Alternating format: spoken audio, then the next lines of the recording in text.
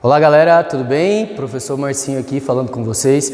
Hoje o nosso assunto é, como eu havia prometido também nas aulas passadas, vamos trabalhar hoje um caso clínico, né?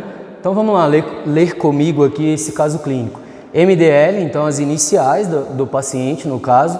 Eu tenho que prezar pela identidade do meu paciente, então eu não posso sair revelando o nome, até porque certamente ele estará doente, tá bom? Então MDL são as iniciais, sexo masculino, cor de pele mulato, a idade do meu paciente 13 anos de idade, solteiro, profissão dele ele é um engraxate, procedente da cidade de Porto Alegre. Pessoal, olha só, pelo começo da história não dá para dizer o que o paciente tem, concordam comigo? Então, diferente de outros casos clínicos que tivemos, a história já começava ali me dando um direcionamento para o possível parasita que deveria ser encontrado ali naquele material. Então, olha só, a mãe trouxe o paciente à consulta com a informação de que ele havia eliminado vermes. Pega a sua caneta agora, seu caderno, seu bloco de anotação aí e anota aí, paciente eliminou vermes. A mãe está vendo isso daqui a olho nu. Interrogado, referiu somente ocasionais episódios de diarreia. De vez em quando ele tinha diarreia. Cólica abdominal também de vez em quando. A família era de baixo nível socioeconômico. Pessoal, olha só. Existe algumas possibilidades que a gente deve levar em consideração.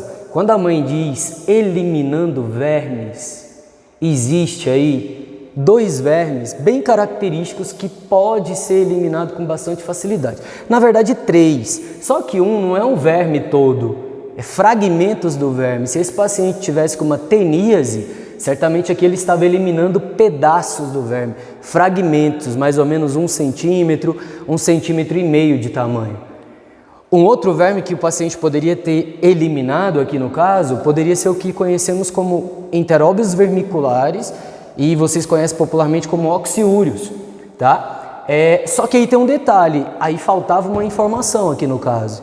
Que informação é essa? O principal sinal característico, sinal clínico, sinal e sintoma clínico característico da doença, lá no caso de enteróbios, que seria um prurido perianal, que seria uma coceira, tá ok? Então olha só, a opção que me sobra dos 3 possíveis vermes que eu posso observar a olho nu é Ascaris. E aí a gente já responde lá a primeira pergunta. Então olha só, qual é o meu diagnóstico? Ascaris. Ascaris lumbricoides. Beleza? Então anota aí no seu caderno. Eliminação de vermes. Ok. Qual verme que poderia ser? Poderia ser tênia, enteróbios vermiculares ou Ascaris. Se fosse tênia, fosse um verme inteiro, seria bem grande, por sinal. A literatura traz casos de 8 metros, 10 metros, 15 metros e por aí vai, tá bom? Se fosse um enteróbios, faltava informação no caso, que seria a questão do prurido perianal. Agora, então você vai anotar que esse caso clínico especificamente trata-se de uma doença causada por Ascaris, Ascaris lumbricoides, tá ok? O Ascaris lumbricoides é um tipo de verme, é um nemateuminto, tá ok? E esse nemateuminto ele pode estar presente aqui tanto para nós, seres humanos, quanto para os animais também. Então, se for lá no suíno, o nome desse Ascaris seria Ascaris sum, tá ok? Um parasita muito semelhante ao Ascaris e que também vive no mundo animal é o Toxocara canis. Certamente todos vocês já viram aí quando você tem um petzinho, um cão novinho, que você vermifugou ele pela primeira vez, ele colocou para fora lá uns verminhos parecendo lá uns miojos, tá? Então aquilo dali é o quê? Aquilo dali é um Toxocara canis, beleza? Eu ainda tenho aqui mais 5 perguntas além do diagnóstico, que é o que a gente já falou que é Ascaris. Técnicas para fim de diagnóstico, forma de transmissão, tratamento, profilaxia, e essa pergunta a gente já responde agora. É possível estar contaminado com o parasita em questão e não apresentar ovos do mesmo nas fezes?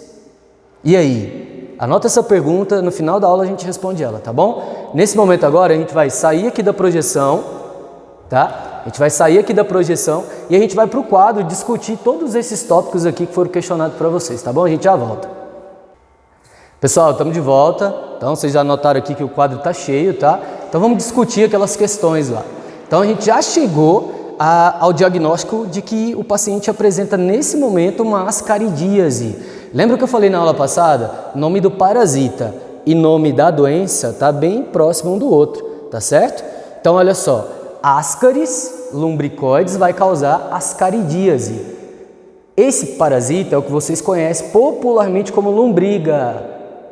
As pessoas que são leigas do assunto, tudo bem falar lombriga, tá bom? Mas vocês que estão aí do outro lado da telinha, que são meus alunos, já não pode mais falar lombriga. Se colocar lombriga na prova tá errado, tá bom? Então olha só. O Ascaris, então, a ascaridíase, que é a doença, a nossa patologia no caso, ela tem como agente etiológico quem? Ascaris lumbricoides. Então vamos lá recapitular aquilo que a gente já estudou em um outro momento. Nomenclatura. Primeira letra do nome do parasita maiúscula, todo o restante minúsculo. Como nós não escrevemos em itálico, também não escrevemos em negrito, temos por obrigação grifar a escrita do nome do meu parasita. E um outro detalhe, todo parasita ele é binominal, então ele vai ter nome e sobrenome. O nome representa o gênero e o sobrenome representa a espécie que esse parasita está encaixado, tá? Então olha só, para a morfologia do Ascaris, então a gente vai lá, a gente já sabe que a doença é a ascaridíase, que o agente etiológico é o Ascaris lumbricoides e que agora a gente vai falar um pouquinho da morfologia que esse parasita pode apresentar. Diferente do que a gente viu lá em Giardia a gente falava de trofozoito e de cisto. Esquece essas estruturas morfológicas agora, tá? Então agora a gente vai falar de ovo. O Ascaris apresenta um ovo infértil, o Ascaris apresenta um ovo fértil com membrana mamilonada e o Ascaris apresenta um ovo fértil com a presença de uma larva L3. Então vamos tentar entender um pouquinho disso daqui. Da onde saiu esse ovo aqui? Peraí, vou só pegar um canetão e a gente já... Então olha só, da onde saiu esse ovo? Esse ovo infértil, muito provável, ele pode ter saído do material fecal. Lá do material fecal, feito em local não apropriado, certamente isso daqui pode contaminar o meio ambiente. Lá no meio ambiente, esse ovo infértil, ele vai sofrer o processo de fertilização, ou seja, ele vai ficar embrionado. Uma vez embrionado, ele vai desenvolver essa membrana mamilonada, que é essa estrutura que vocês estão vendo aqui, tá? Do lado. E, à medida que esse ovo vai ficando no meio ambiente, por determinado período de tempo, ele vai sofrer um processo de formação de larva, tá? Essa larva, num primeiro momento, vamos chamar ela de L1, uma larva rabiditóide, depois de L2, e por fim a gente vai chamar ela de L3. L3 é exatamente a larva infectante. Então olha só, como é que eu vou adquirir ascaridíase? Se eu comer alguma coisa contaminada com ovo infértil, eu terei ascaridíase? Muito provável, não, porque aqui dentro ainda não tem a larva L3. Agora, se eu tomei uma água contaminada com a presença de um ovo de Ascaris com L3, opa, peraí, muito provável a gente vai desenvolver a mesma doença desse colega aí de 13 anos que trabalha como engraxate lá em Porto Alegre, beleza? Então olha só, uma vez que eu já estou até entrando aqui na infecção, a gente já fala aqui a respeito. Deixa eu voltar lá, deixa eu já ir lá na infecção, que aí a gente parte a partir da entrada do ovo com a L3 dentro do organismo, tá bom? Então olha só, a infecção, como é que eu vou adquirir ascaridíase? Como é que eu vou desenvolver essa doença, que é uma doença intestinal? Ou por água ou alimento contaminado. Então aqui eu desenhei era para ser uma laranja, tá gente? E aqui um copo com água, não necessariamente tem que ser uma laranja. Entenda aí alimento, todos os alimentos que você tem o hábito de consumir, tá bom? Então você vai na feira, pegou lá uma maçã sem lavar e começou a comer essa maçã aí na feira sem lavar. Você acha que existe a possibilidade de ter um Ascaris lá? E aí? Claro que tem, tá? Então a gente tem que levar isso em consideração, tá bom? Então água contaminada ou alimento contaminado com o ovo de Ascaris fértil com L3. Então, ovo fértil de Ascaris lumbricoides. Seria assim que a gente ia fazer lá no diagnóstico daqui a pouco.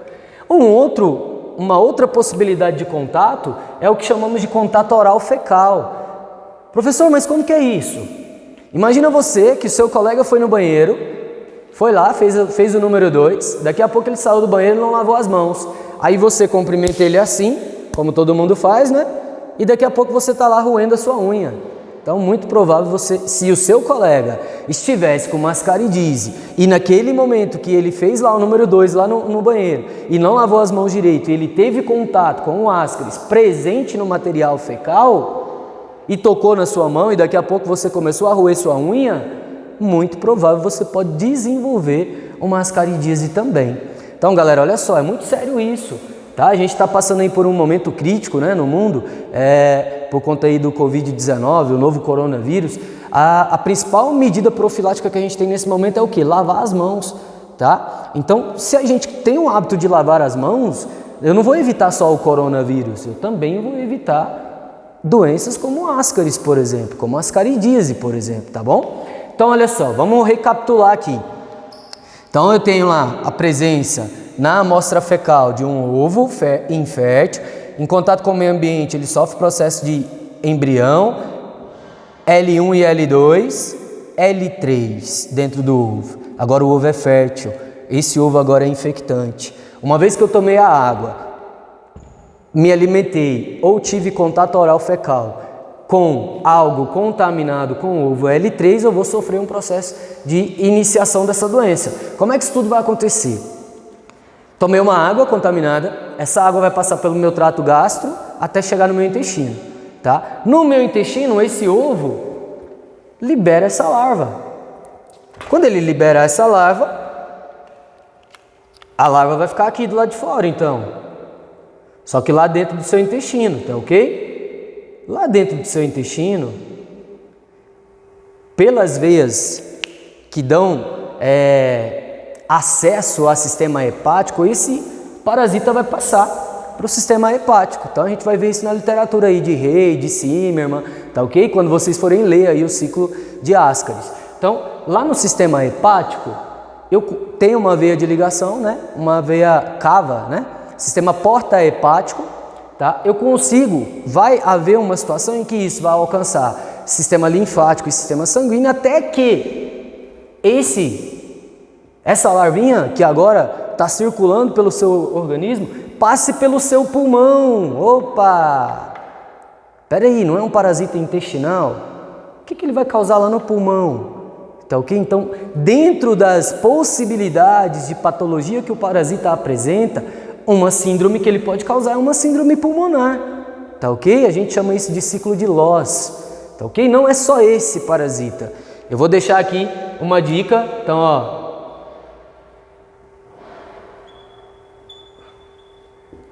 Lembra do personagem bíblico que tinha força no cabelo? O nome dele era Sansão, não era? Então, olha só. Esquece o ó. E aí eu quero saber de vocês para a próxima aula. Anota no seu caderno. Quais são os 5 parasitas que fazem ciclo pulmonar? Tá aqui as iniciais do nome deles. Um que corresponde à letra A você já tem. Ascaris lumbricoides, beleza? Quero que vocês descobrem aí para mim os outros 4 parasitas que também fazem ciclo pulmonar. Beleza, o parasita fez o ciclo pulmonar. Lá no pulmão, quando passar, ele pode ser expelido ou ele pode ser deglutido. Uma vez deglutido, vai cair lá no seu intestino e no intestino vai dar origem ao verme adulto. E aí, aqui existe dimorfismo sexual. O que quer dizer isso, dimorfismo sexual? Eu tenho a diferença entre parasita macho e parasita fêmea. Geralmente, o macho vai ter aqui entre 30 a 40 centímetros, enquanto a fêmea também pode partir de 30, mas ela pode ir aí a 50 a 60 centímetros mais ou menos. Então, uma outra característica que a gente tem sempre na parasitologia é que quase sempre a fêmea é sempre maior do que o macho. Um outro detalhe que é importante a gente observar aqui é que o macho, imaginem vocês que aqui é uma fêmea, aqui seria um macho. Tá vendo a cauda recurvada? Então essa é uma característica do parasita, do verme adulto macho, um nematóide, tá bom? Então, parasitas que está ali classificado como nematóide, ele tem a cauda recurvada, muito provável ser um macho, tá bom? Qual que é o problema do macho? Dentro da parasitologia como um todo. O problema do macho é que ele vai deixar a fêmea grávida. E uma vez que a fêmea está grávida, uma hora ela vai ter que fazer a oviposição. Fazendo a oviposição, ela pode dar origem a uma população imensa daquele parasita em questão, entenderam a situação? Então, o ciclo é exatamente assim. Tá lá, chegou no intestino, transformou em verme adulto macho e fêmea. Macho vai ter relação com a fêmea vai ficar grávida, daqui a pouco ela vai fazer a oviposição, podendo ser liberado no material fecal ou não, podendo sair pela boca, pelo nariz, conforme vocês têm aí na imagem de PDF que eu já mostrei para vocês, tá bom? E tem lá no livro também. Uma outra situação. Então, o ciclo do meu parasita. Meu não necessariamente quer dizer que eu tenho, tá, gente? O meu parasita em questão, o meu parasita em estudo, tá bom? Então, olha só. O ciclo aqui ele é monoxeno. O que quer dizer isso? Um hospedeiro. Então, diferente de doença de Chagas, que a gente falou aí nas aulas passadas, ou então a gente deve gravar um próximo vídeo aí com doença de Chagas. A gente já falou isso em sala de aula, mas eu devo gravar um vídeo para vocês de doença de Chagas, tá? Doença de Chagas eu necessito, obrigatoriamente, eu preciso de 2 hospedeiros. Eu preciso do barbeiro e preciso do ser humano. Ou do barbeiro e do chimpanzé, tá? Vamos pensar em outro. Malária. Obrigatoriamente eu preciso do anófeles. Leishmania. Obrigatoriamente eu preciso do flebotomínio. Lutisomia longipalpis. Elefantise. Obrigatoriamente eu preciso do mosquito Culex quinquefaciatus. Lembrando que o meu hospedeiro intermediário ele também tem que estar contaminado para que o ciclo aconteça, tá bom? Uma outra coisa que pode ter hospedeiros definitivo e intermediário, vocês já escutaram bastante falar e a gente já tocou no assunto hoje. Tênia. Então, tênia tem lá, tênia solium, tem como hospedeiro intermediário o suíno e hospedeiro definitivo o ser humano. O que a gente classifica como hospedeiro definitivo? Aquele hospedeiro que é capaz de abrigar a forma adulta do parasita. É uma das medidas que a gente pode levar em consideração na hora de classificá-lo como hospedeiro intermediário ou definitivo, tá bom? Então o ciclo aqui ele é monoxeno, galera. Esse ciclo necessita apenas de um hospedeiro. Então a partir do momento que você tomou uma água contaminada, você vai finalizar a doença a partir do momento que você está liberando no material fecal os ovos do parasita. Não precisa de mais nada aqui. O que você precisa é só que o parasita tenha uma relação harmoniosa, que no caso, harmoniosa para ele, para você está sofrendo uma parasitose, tá bom? Então olha só, um único hospedeiro. Então, quando é um único hospedeiro, a gente vai chamar de ciclo monoxeno. Ah, professor, estou aqui pensando já quais são os sinais e sintomas que esse paciente poderia apresentar. Lá a mãe falou que de vez em quando ele tinha diarreia, de vez em quando ele tinha febre. E aí? O que mais que ele pode ter? A mãe também disse lá que o paciente esporadicamente apresentava dor abdominal. Beleza. Então, se aparece para mim, dentro do meu laboratório, ou lá na minha linha de pesquisa, um sinal ou um paciente com anamnese me dizendo que está com dor abdominal, está com diarreia, está com náuseas, está com perda de peso, gente, por esses 4 aqui, não dá pra gente fechar diagnóstico por esses 4. Mas aí tem uma característica importante, obstrução intestinal. Vocês viram o vídeo que eu mostrei na última aula nossa, na sala de aula? Então olha só, lá, intervenção cirúrgica, tá? Muita gente aí fizeram vômito na aula, tá? Porque assim, concordo com vocês, é ruim de ver, é nojento, tá? Mas é uma situação que pode acontecer, tá? Então olha só, quando você tem a doença, a ascaridise, você não trata, você não pensa nas medidas profiláticas. A população de parasitas dentro do seu organismo ela vai só aumentando. Uma vez que vai aumentando, você terá vários ascaris, sendo macho e fêmea. Daqui a pouco eles estão se envolvendo todos um no outro e formando o que a gente chama de novelo. Um novelo de ascaris ou um bolo de ascaris. E esse novelo, esse bolo de ascaris vai causar o quê? Uma obstrução intestinal. Ah, professor, Mas então você está me dizendo que pelos sinais clínicos do paciente eu não posso afirmar que ele está com ascaridise? Se eu visualizar o parasita que esse paciente do caso que a gente está estudando apresentou, eu afirmaria que ele está com ascaris. Mas por quê? Eu estou visualizando na minha análise macroscópica o verme adulto do parasita. E aí não tem outro com essa característica, tá bom? Então vamos lá. Se a gente pensar então no diagnóstico, eu não posso fechar o meu diagnóstico apenas clínico, tá? Então eu tenho que fazer um diagnóstico laboratorial. E aí a minha pesquisa laboratorial, ela é claro que é um exame parasitológico de fezes. Ah, professor, se o meu paciente tiver com obstrução intestinal, boa pergunta. Quem pensou nisso daí fez uma boa pergunta para mim.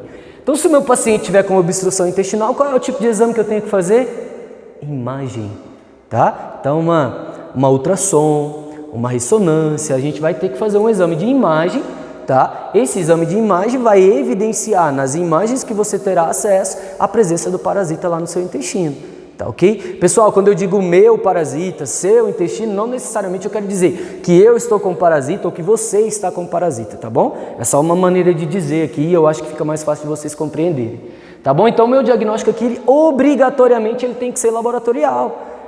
E aí, qual técnica eu vou usar?